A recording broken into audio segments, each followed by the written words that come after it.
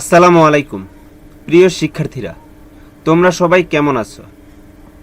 আশা করি আল্লাহর রহমতে সবাই ভালো আছো। আলহামদুলিল্লাহ, আমিও ভালো আছি। মহামারী করোনা ভাইরাসের কারণে আমাদের বিদ্যালয় বন্ধ রয়েছে। এই বন্ধের মধ্যে তোমরা যেন তোমাদের পড়ালেখা চালিয়ে যেতে পারো, এই জন্য অনলাইনে ক্লাসের ব্যবস্থা করা হয়েছে। তো প্রিয় শিক্ষার্থীরা, আজকে আমি তোমাদের ফুলের শুভেচ্ছা জানিয়ে আজকের ক্লাসটি শুরু করছি। আজকের ক্লাসে স্বাগতম।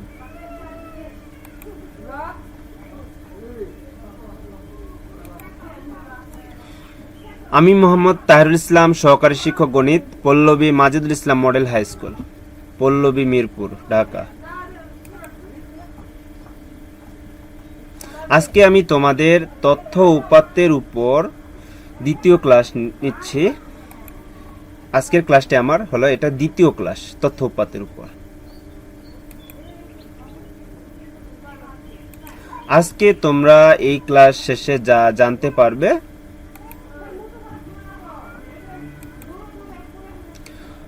অবিন্যস্ত উপাত্তকে মানের ঊর্ধ্বক্রম অনুসারে সাজাতে পারবে,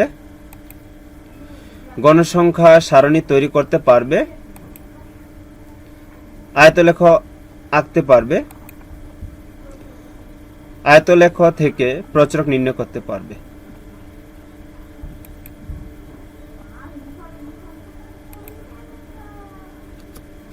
আমি তোমাদের গণিত বইয়ের তথ্য উপাত্ত অধ্যায়ে অর্থাৎ একাদশ অধ্যায়ে 14 নম্বর অঙ্কটি এখানে তুলেছি। আজকে 14 নম্বর অঙ্কটি আমি করে দেখাবো। এরপরে একটা আয়তলেখের অঙ্ক দেখাবো এবং আয়তলেখ থেকে কিভাবে প্রচুরক নির্ণয় করতে হয় সেটাও দেখাবো। তো 14 নম্বরটা দেখো আজকে। এখন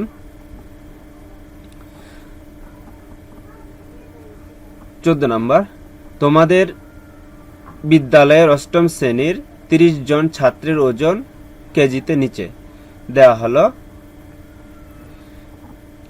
এগুলো 30 জন ছাত্রের তাদের ওজন, কোনো এক ছাত্রের ওজন হলো কত, 40 কেজি, কোনো এক ছাত্রের ওজন হলো 55 কেজি, কোনো এক ছাত্রের ওজন হলো 42 কেজি, কোনো এক ছাত্রের ওজন 42 কেজি, কারো ওজন হলো 45 কেজি, কারো ওজন 50 কেজি, কারো ওজন 50 কেজি, কারো ওজন 56 কেজি। এইভাবে এগুলো কি ওজন, 30 জন ছাত্রের ওজন দেওয়া আছে। আচ্ছা, এই সংখ্যাগুলোকে এই সংখ্যাগুলো কি করে দেওয়া আছে, এলোমেলো করে দেওয়া আছে, তাই না? এখানে দেখো 40 আছে, তারপর 55, তারপর 42, 42, 45, 50, 50, তো এলোমেলো করে দেওয়া আছে। এগুলোকে আমাদের কি করতে হবে, ক নম্বর প্রশ্ন বলছে মানের ক্রমানুসারে সাজাও। তো এই সংখ্যাগুলোকে মানের ক্রম অনুসারে সাজাইতে হবে, অর্থাৎ কি ছোট থেকে বড়তে যাইতে হবে। হ্যাঁ, যেমন 1 এর পর 2 হয়, 2 এর পর 3 হয়, 3 এর পর 4 হয়। এটা হলো কি মানের ক্রম অনুসারে ছোট থেকে বড়তে যাওয়া। তো ঠিক তাই এখানে সংখ্যাগুলো যেগুলো দেওয়া আছে এগুলোর মধ্যে আমাদের কি মানের ক্রম অনুসারে সাজাইতে হবে। সমাধান ক, উপাত্তগুলোকে মানের ঊর্ধ্বক্রম অনুসারে সাজিয়ে পাই। এটা আমরা লিখবো, যে কি কাজটা করছি সেটাই আমরা লিখতেছি, উপাত্তগুলোকে মানের ঊর্ধ্বক্রম অনুসারে সাজিয়ে পাই। তারপর এখানে যে আমরা দেখলাম এই সংখ্যাগুলোর মধ্যে আগে দেখবো যে সবচেয়ে ছোট সংখ্যা কোনটি। দেখা যাচ্ছে এগুলোর মধ্যে সবচেয়ে ছোট সংখ্যা আছে 40। হ্যাঁ, তো 40 আবার কয়টা আছে এখানে দেখা যাচ্ছে 40 খুঁজে দেখা যাচ্ছে এই জন্য কয়টা আছে, 5টা আছে। এগুলো 5টা আমরা এখানে লিখেছি। তারপরে 40-এর চেয়ে বেশি কোনটা আছে, দেখা যাচ্ছে 42 আছে। হ্যাঁ, এখানে 42 কয়টা আছে তারপর খুঁজে দেখছি, দেখা যাচ্ছে 42 আছে কয়টা, 1, 2, 3, 4, 4টা আছে এখানে 42। তারপরে দেখছি এর চেয়ে বড় কোনটা, দেখা যাচ্ছে যে 43। তারপরে দেখা যাচ্ছে 43 কয়টা আছে সেটা খুঁজেছে। তারপরে দেখছি এর চেয়ে বড় কোনটা, 44, দেখি যে 44 আছে কয়টা, 44ও আছে 3টা। তারপরে 44-এর চেয়ে বড় কোনগুলো আছে এইভাবে খুঁজে বের করে দেখা হয়েছে যে 45 আছে কয়টা, 5টা আছে, 1, 2, 3, 4, 5টা আছে। এইভাবে আমরা এই সংখ্যাগুলোর মধ্যে পর্যায়ক্রমে কি ছোট থেকে বড় সাজিয়ে লিখেছি। এটা কি বোঝা গেছে না? এটা না বোঝার কিছু নেই। আমরা এই সংখ্যাগুলোর মধ্যে সবচেয়ে ছোট থেকে আস্তে আস্তে বড়গুলো লিখছি। এটা এখানে কাজ ছিল। এগুলোকে বলে মানের ঊর্ধ্বক্রম অনুসারে সাজিয়ে লেখা। এগুলো হলো কি মানের ঊর্ধ্বক্রম অনুসারে সাজানো কাজ। প্রিয় শিক্ষার্থী, আশা করি তোমরা এটা বুঝতে পারছো। এখন আমরা খ নম্বর অঙ্কটি করব। কি বলছে খ নম্বরে, উপাত্তের গণসংখ্যার সারণী তৈরি করো। এটা এখন করব। কিভাবে গণসংখ্যার সারণী তৈরি করতে হয় আমি এর আগের ক্লাসে দেখিয়েছি তোমাদের, এখনো আবার দেখাচ্ছি। তাহলে উপাত্তের গণসংখ্যার সারণী তৈরি করার জন্য আমাদের আগে পরিসর নির্ণয় করতে হবে, তারপর শ্রেণী সংখ্যা, তারপর শ্রেণী একটা সারণী তৈরি করতে হবে, তারপর আরো পর্যায়ক্রমে বাকি কাজগুলো করতে হবে। তো প্রথমে পরিসর নির্ণয় করার জন্য আমাদের যেটা করতে হবে, এই উপাত্তগুলোর মধ্যে সর্বনিম্ন সংখ্যাটা আগে খুঁজে বের করতে হবে এবং সর্বোচ্চ সংখ্যাটা খুঁজে বের করতে হবে। তো এখানে এই উপাত্তগুলোর মধ্যে আমরা খুঁজে দেখেছি যে সর্বনিম্ন সংখ্যা যেটা আছে সেটা হলো 40 এবং সর্বোচ্চ যে সংখ্যাটি আছে সেটা হলো কত, 56। তাহলে এখানে লিখতে হবে উপাত্তের সর্বনিম্ন মান 40 এবং সর্বোচ্চ মান 56। অতএব উপাত্তের পরিসর ইকুয়াল টু 56 - 40 যোগ 1। এটা উপাত্তের পরিসরের সূত্র। সর্বোচ্চ সংখ্যা থেকে সর্বনিম্ন সংখ্যাটা বিয়োগ দিয়ে তার সাথে 1 যোগ দিতে হয় এটা। তারপর আমরা হিসাব করে 17 পাইলাম। সুতরাং 5 শ্রেণী ব্যাপ্তি ধরে শ্রেণীর সংখ্যা। তাহলে দেখো, তাহলে 17/5 এটা কিভাবে লিখলাম, এটা ওই শ্রেণীর সংখ্যার সূত্র। শ্রেণীর সংখ্যার সূত্রটা কি, পরিসর ভাগ শ্রেণী ব্যাপ্তি। সেই অনুসারে পরিসর কত পেয়েছি 17 আর শ্রেণী ব্যাপ্তি কত ধরেছি 5, এই জন্য এখানে 5 দিয়ে ভাগ দেওয়া হয়েছে। প্রশ্নের মধ্যে দেওয়া নেই, এই জন্য আমি 5 ধরেছি। যদি প্রশ্নের মধ্যে দেওয়া থাকে, যেটা দেওয়া থাকবে সেটা দিয়ে এখানে ভাগ দিতে হবে। তাহলে 17কে 5 দিয়ে ভাগ দিলে 3.4 পাই, অর্থাৎ এখানে শ্রেণীর সংখ্যা 4 পাই। কেমনে, এখানে 3.4 মানে কি হলো, 3.4 মানে এটা কি 3 পার হয়ে গেছে। তাহলে এর পরের সংখ্যাটা কত, 4, এই জন্য 4। তাহলে আমরা শ্রেণীর সংখ্যা কত পাইলাম, 4। তা এরপরে আমাদের যে কাজটা করতে হবে, একটা সারণী তৈরি করতে হবে।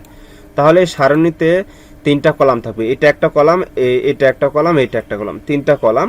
আর আমরা সারি কয়টা নিব, এই যে ডান থেকে বামের দিকে, বাম থেকে ডান দিকে এই বরাবর যে থাকে সেটাকে সারি বলে। কয়টা সারি নেব, এখানে দেখতে হবে শ্রেণী সংখ্যা যত পাচ্ছি তার চেয়ে 2টা সারি আরো বাড়াইতে হবে। কেন বাড়াইতে হবে, প্রথমে এই যে লিখতে হয় শ্রেণী ব্যাপ্তি, তারপর ট্যালি চিহ্ন, তারপর গণসংখ্যা, আর নিচের ঘরে এই যে মোট লিখতে হয়। এজন্য এই 2টা ঘর কি বাড়াইতে হয়। আর এই যে শ্রেণীর সংখ্যা কত, 4, এই যে এটা একটা শ্রেণী, এটা একটা শ্রেণী, এটা একটা শ্রেণী, এটা একটা শ্রেণী। তো এখানে গুনিয়ে দেখি কয়টা আছে, 1টা 2টা 3টা 4টা শ্রেণী। এজন্য এখানে আমাদের মোট কি 6টা সারি নিতে হয়। বিষয়টা ক্লিয়ার? এটার পর নির্ভর করবে কয়টা আমরা সারি নিব। এখানে এইটা 4 আছে, যার জন্য আমাদের সারি নিতে হয়েছে 6টা। যদি 5 থাকতো তাহলে আমরা সারি নিতাম কয়টা, 7টা। যদি 8 থাকতো তাহলে সারি নিতাম আমরা কয়টা, 10টা। 2টা বাড়াইতাম। কেন, একটা এই যে উপরে টাইটেল লেখার জন্য আর নিচে একটা মোট লেখার জন্য। এখন এইখানে আমরা প্রথমে তো কি লিখব, প্রথম কলামের উপরে লিখব শ্রেণীব্যাপ্তি, দ্বিতীয় কলামের উপরে লিখব যে ট্যালি চিহ্ন, তারপরে কলামে লিখব কি গণসংখ্যা, এটা লিখব। এটা প্রতি ক্ষেত্রে গণসংখ্যা সারণী তৈরি করার জন্য আমাদের এই কাজটা প্রথমে করে নিতে হবে। তারপর এইবার শুরু, প্রথম সারিতে প্রথম শ্রেণীটা আমরা এই যে 40 থেকে এখানে 44 দেখতে পাচ্ছি, এটা কোথায় থেকে পাইছি, এটা আমাদের তৈরি করতে হয়েছে। এই শ্রেণীগুলো কি তৈরি করতে হয়েছে। তাহলে দেখো, প্রথমে 40 থেকে 44 কোথায় থেকে লিখব, আমাদের দেখো এখানে সর্বনিম্ন সংখ্যা কত আছে, 40, এই জন্য 40 থেকে শুরু করেছে। তোমরা 40 থেকে শুরু করতে পারো বা 1 কমায় লিখতে পারো। যেহেতু এখানে 40 থেকে লিখলে একটা সুন্দর একটা ধারা বজায় রাখে, যার জন্য 40 থেকে লেখা হয়েছে।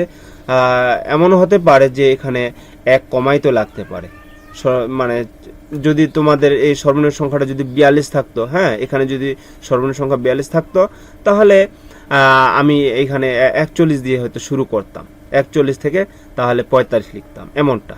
যেহেতু এখানে 40 আছে, 40 দিয়ে লিখলে এটা সুন্দর আসে, যার জন্য আমি 40 থেকে শুরু করেছি। তারপর 44 কেন লিখলাম, 40 থেকে 44, আসলে তোমরা এই যে এখানে এইটা বিয়োগ চিহ্ন দেখতে পাচ্ছ, এটা আসলে বিয়োগ চিহ্ন নয়, এটা হলো থেকে। 40 থেকে হলো কত, 44।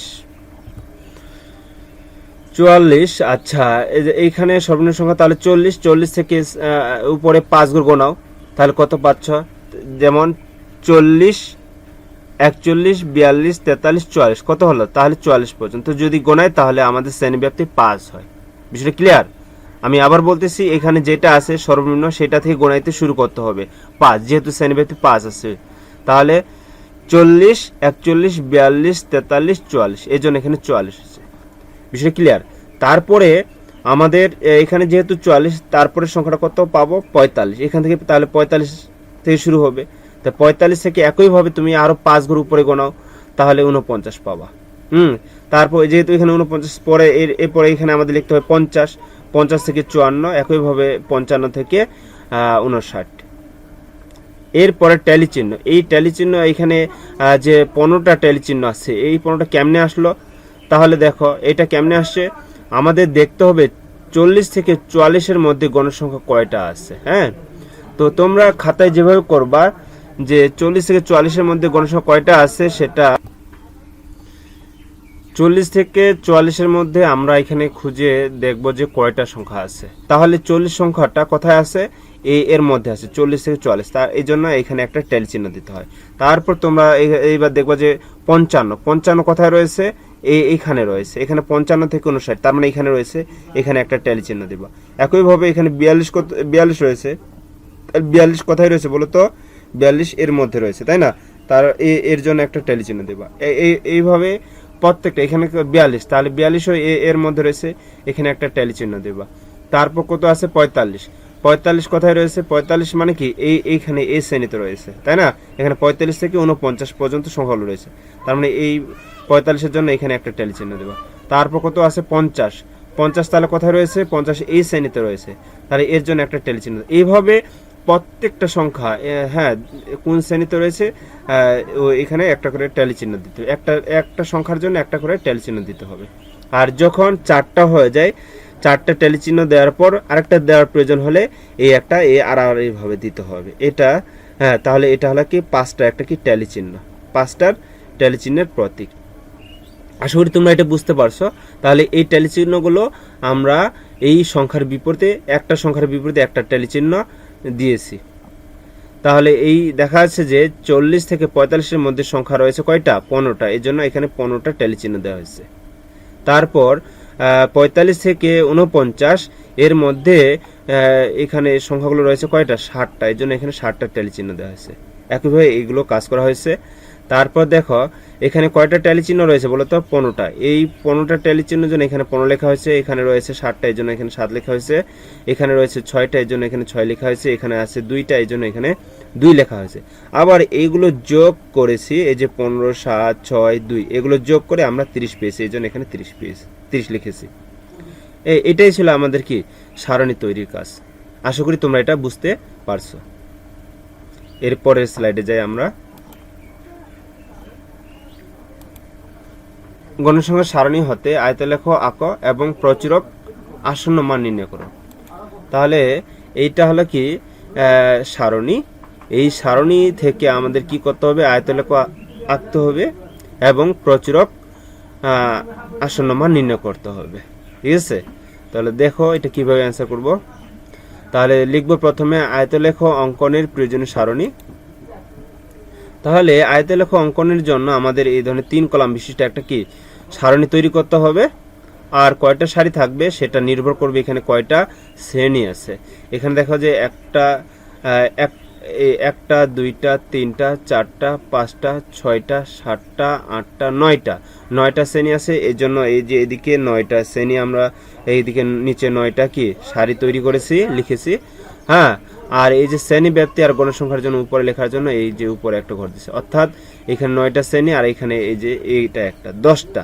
এই জন্য আমরা এখানেও কি করছি? 10টা সারি তৈরি করেছি। ঠিক আছে? এবং 3 কলাম বিশিষ্ট। আয়তলেখ অঙ্কনের জন্য আমাদের নতুন যে কাজটা করতে হয় সেটা হলো কি অবিচ্ছিন্ন শ্রেণীসীমা। এটা আমাদের কি লিখতে হয়, এটা আমাদের মেধাতে মানে জ্ঞান, পূর্ব জ্ঞান থেকে লিখতে হয়। তাহলে দেখো এটা আমরা কি করব, এই যে প্রথম কলামে লিখবো শ্রেণীব্যাপ্তি, দ্বিতীয় কলামে লিখবো কি অবিচ্ছিন্ন শ্রেণীসীমা, তৃতীয় কলামে লিখবো কি গণসংখ্যা। তাহলে দেখো এই শ্রেণী ব্যাপ্তিগুলো আমরা এই প্রশ্ন থেকেই পেয়েছি, প্রশ্ন থেকে লিখেছি, ঠিক আছে। এই যে এগুলো প্রথমটা কি ছিল 11 থেকে 20, এখানে 11 থেকে 20, দ্বিতীয়টা কত ছিল 21 থেকে 30, এই যে দ্বিতীয়টা 21 থেকে 30, একইভাবে তৃতীয়টা কত ছিল 31 থেকে 40, এখানে 31 থেকে 40 লিখেছি। এইভাবে পর্যায়ক্রমে আমরা নিচের দিকে লিখেছি, ঠিক আছে। তারপর এই গণসংখ্যার যে ঘরটা আছে এটা আমরা এই যে এইগুলোই কি এই সংখ্যাগুলোই এখান থেকে এদিকে নিচের দিকে পর্যায়ক্রমে লিখেছি। আমাদের কাজ করতে হয়েছে এই যে এটা, তাহলে অবিচ্ছিন্ন শ্রেণীসীমা এটা আমাদের তৈরি করতে হয়েছে। এটা কিভাবে করব, এটা দেখো কত আছে 11, তাহলে এখান থেকে এই সামনের ঘরগুলো থেকে আমরা 0.5 করে কমায় লিখব, ঠিক আছে। তাহলে এখানে যেমন কত আছিল 11, তাহলে 0.5 কমাইলে আমরা 10.5 পাই, এখানে 21 আছে, এখান থেকে যদি 0.5 বিয়োগ করা হয় তাহলে কত 20.5 পাই। প্রত্যেকটা এই পাশ দিয়ে আমরা 0.5 করে কমাইছি, এই যে এগুলো পেয়েছি, আবার এই পাশ থেকে কি 0.5 করে বাড়াইছি, এই জন্য 0.5 এদিকে বাড়ছে। এখানে ছিল যেমন 20, তাহলে 0.5 বাড়ালে এই যে 20.5 হয়। আশা করি তোমরা এটা কি বুঝতে পারছো। আমাদের সারণী তৈরি হয়ে গেল, এখন আমরা গ্রাফ তৈরি করব। তাহলে এই গ্রাফের কিভাবে আমরা কাজটি করেছি এটা আগে লিখে দিতে হবে। আয়তলেখ অঙ্কন, 6 কাগজে x অক্ষ বরাবর অবিচ্ছিন্ন শ্রেণীসীমা এবং y অক্ষ বরাবর গণসংখ্যা ধরা হয়েছে। এখানে x অক্ষে 6 কাগজের এক ঘর সমান 2 ধরা হয়েছে এবং y অক্ষে 6 কাগজের এক ঘর সমান 1 ধরা হয়েছে। এটা গ্রাফের বর্ণনা, গ্রাফে আমরা কিভাবে কাজ করেছি সেটা এখানে লিখেছি। গ্রাফটা দেখো, এটা ছিল কি একটা গ্রাফ। এটা আমরা এই গ্রাফে ধরো এইভাবে নিচে যে সারিটা আছে সেটাতে পেন্সিল বসিয়ে, স্কেল বসিয়ে পেন্সিল দিয়ে আমরা এই ধরনের একটা দাগ দিব, মোটা করে দিয়ে এখানে লিখবো যে কি এই তীর চিহ্ন দিয়ে এখানে লিখে দেব x, আর এখানে উপর দিকে এইটা আমরা y অক্ষ, এখানে এই যে এখানে এ বরাবর একটা কি স্কেল বসিয়ে পেন্সিল দিয়ে দাগ দিব মোটা করে, এটাকে লিখবো y, এখানে y লিখে দেব, ঠিক আছে। এই x এটাকে বলা হয় x অক্ষ, এটা হলো কি y অক্ষ, এটা হলো কি মূল বিন্দু। মূল বিন্দুতে আমরা 0 লিখব। আর x অক্ষে আমরা কি লিখেছি বলতো অবিচ্ছিন্ন শ্রেণীসীমা। অবিচ্ছিন্ন শ্রেণীসীমা আমরা ওই যে ছকে যেটা তৈরি করেছি সেটা থেকে আমরা লিখছি। এটা কত আছে বলতো 10.5, হ্যাঁ এটা আমরা লিখেছি, যেমন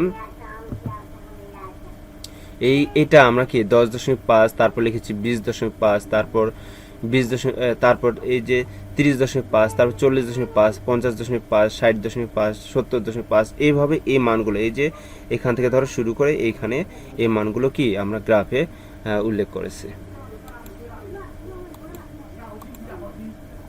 তাহলে দেখো এখানে 10.5, এখানে লিখেছি 20.5, এখানে 30.5, এখানে 40.5, এখানে 50.5, এখানে 60.5, এখানে 70.5, এখানে 80.5, এখানে হলো 90.5, এখানে 100.5। এখানে দেখো আমরা প্রথম 5 ঘর কি লিখেছি বলতো, প্রথম 5 ঘরে একটা কে ছেদ চিহ্ন বা ভাঙা চিহ্ন দিয়েছি, তাই না।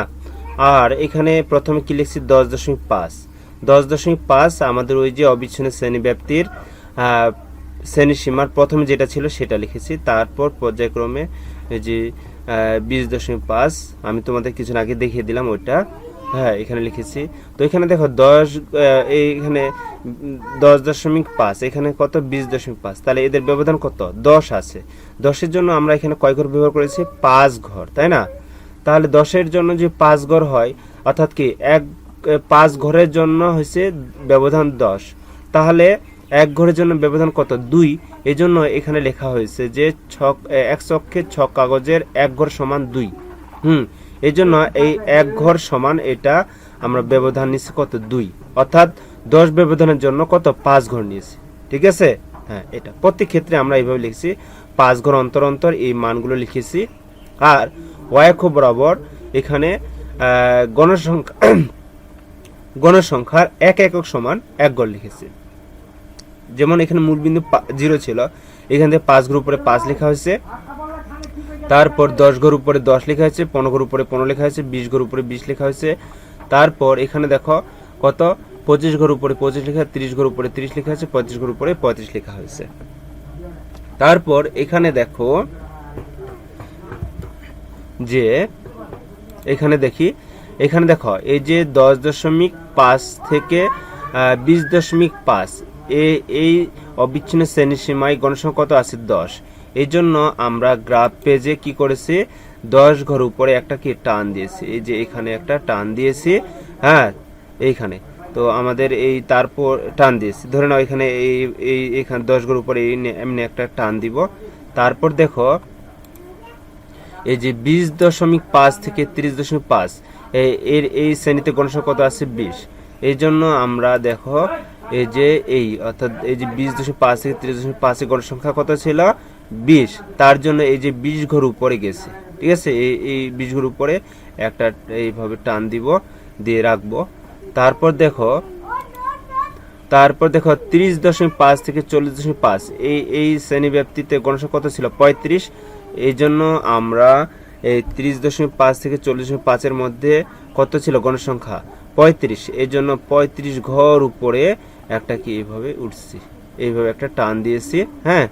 একইভাবে প্রত্যেকটাতে তারপর কত 40.5 থেকে 50.5 দেখি কত ছিল গণসংখ্যা 40.5 থেকে 50.5 এর গণসংখ্যা 20 ছিল। এই জন্য আমরা কি করেছি এই যে এই 40.5 থেকে 50.5 এই 20 ঘর উপরে উঠেছি, এইখানে একটা দাগ দিয়েছি, ঠিক আছে। একইভাবে প্রত্যেকটা আমরা কাজ করেছি, যে শ্রেণীতে যত গণসংখ্যা ছিল তত উপরে আমরা এখানে দাগ দিয়ে তারপর কি করছি স্কেল বসিয়ে এইভাবে একটা কি এর নিচে নামাইছি। এখানে ধরো এইখানে এ বরাবর একটা স্কেল বসিয়ে এখান থেকে নিচের দিকে ধরে একটা পেন্সিল দিয়ে টানছি। তারপর ঠিক তাই এই যে এই বরাবর একটা স্কেল বসিয়ে এখান থেকে এই নিচের দিকে টানছি, হ্যাঁ। তো এখানে ঠিক তাই এখানে এই বরাবর একটা স্কেল বসিয়ে পেন্সিল দিয়ে এখানে একটা কি টানছে। এইভাবে আমরা কি গ্রাফ পেয়েছি। তোমরা পারলে পেন্সিল দিয়ে এখানে একটা কি এইভাবে এটাকে কালি করে দেব, এই যেমন এখানে গ্রাফে দেখাচ্ছে একটা কালে মানে বুঝায় ছায়া মানে ছাপ দিবা একটা, বুঝা গেছে। এটা আমাদের গ্রাফ কাজ ছিল, এইভাবে আমাদের গ্রাফ কাজ করতে হবে। আর নিচে লিখে দিতে হবে অবিচ্ছিন্ন শ্রেণী সীমা, আর এখানে লিখে দিতে হবে কি গণসংখ্যা। আর এটা ভুল করবে না, এই অক্ষ দিতে ভুল করবে না। এটা হলো কি, এটা হলো এক্স অক্ষ, নিচের দিকে এই যে বাম থেকে ডানের দিকে যেটা থাকে সেটা হলো কি এক্স অক্ষ, আর উপর থেকে নিচের দিকে যেটা থাকে সেটা হলো কি এটা ওয়াই অক্ষ। আশা করি তোমরা এটা বুঝতে পারছো। এরপরে আমাদের এখান থেকে প্রচুরক নির্ণয় করতে হবে। প্রচুরক দেখো, প্রচুরকের জন্য এখানে আচ্ছা বিষয়টা দেখো একটু। প্রচুরক এইখানে সবচেয়ে, হ্যাঁ এই শ্রেণীতে দেখো এই যে 30.5 থেকে 40.5, হ্যাঁ এই শ্রেণীতে সবচেয়ে বেশি কি গণসংখ্যা আছে। গণসংখ্যা থাকার জন্যই তো এটা উপরে এত উপরে উঠছে, তাই না? হ্যাঁ, তো এইখান থেকে এবার কি করতে হবে, এটা হলো কৌণিক বিন্দু। এইখান থেকে আমরা পরের যে শ্রেণীর কত ছিল এইখানে এই পর্যন্ত একটা সীমাটা ছিল, তাই না? তো এইখানে এটার সাথে মিলাবো, এইখান থেকে আমরা এইদিকে টেনে এখানে মিলাবো। তারপরের এই আগেরটা কি ছিল, এটা ছিল, তাই না? এই যে এটা, তো এই কৌণিক বিন্দু থেকে টেনে এখানে মিলাবো স্কেল বসিয়ে। অবশ্যই স্কেল বসাবো, এই যে স্কেল বসাবো কোথায় থেকে, এখান থেকে বসিয়ে এখানে স্কেলটা বসিয়ে তারপর এখান থেকে একটা টান দিব। তারপর এইখানে আর এই কোণাকোণি বরাবর স্কেল বসিয়ে এখানে টান দেব, হ্যাঁ। তারপর দেখো এই উভয় রেখা দুইটা কোথায় ছেদ করছে, এখানে, তাই না? এখান থেকে আবার এই সোজা নিচের দিকে কি টান দিব। দেখাচ্ছে যে এটা কোথায় মিলছে বলতো, এটা 36 ঘরে মিলছে। এই যে এখানে 36 ঘরে মিলছে, কোথায় 36 ঘরে। তাহলে আমাদের প্রচুরক হয়েছে কত 36। এইভাবে প্রচুরক নির্ণয় করতে হয়। তাহলে দেখি প্রচুরক নির্ণয়ের জন্য এই কথাটা আমাদের লিখতে হবে, প্রচুরক নির্ণয়। এখানে চিত্রায়িত, হ্যাঁ আয়তলেখ থেকে দেখা যায় বেশি সংখ্যক গণসংখ্যা অর্থাৎ 30.5 থেকে 40.5, অর্থাৎ এই যে আমি কিছু আগে যেটা বললাম এইটাতে কি আছে, এত শ্রেণীতে আছে বলছে, এই শ্রেণীতে গণসংখ্যা সবচেয়ে বেশি আছে, এই কথাটা আমাদের লিখতে হবে। তার সুতরাং প্রচুরক এই শ্রেণীতে বিদ্যমান। সুতরাং এই শ্রেণীতে কি প্রচুরক আছে, এটা আমরা ক্লিয়ার হইলাম। তার প্রচুরক নির্ধারণ করার জন্য আয়তলেখ উপরিভাগ কৌণিক বিন্দু থেকে দুইটি আড়াআড়ি রেখাংশের আগের ও পরের আয়তের উপরিভাগের কৌণিক বিন্দুর সাথে সংযোগ করা হয়। এদের ছেদবিন্দু থেকে এক্স অক্ষের উপর যে লম্ব টানা হয়েছে তা এক্স অক্ষকে 36 বিন্দুতে ছেদ করে। সুতরাং প্রচুরক হলো 36। আশা করি তোমরা এটা বুঝতে পারছো। আজকের ক্লাস তো এখানেই শেষ। আমি তোমাদের ধন্যবাদ জানিয়ে এখানে শেষ করছি। আল্লাহ হাফিজ।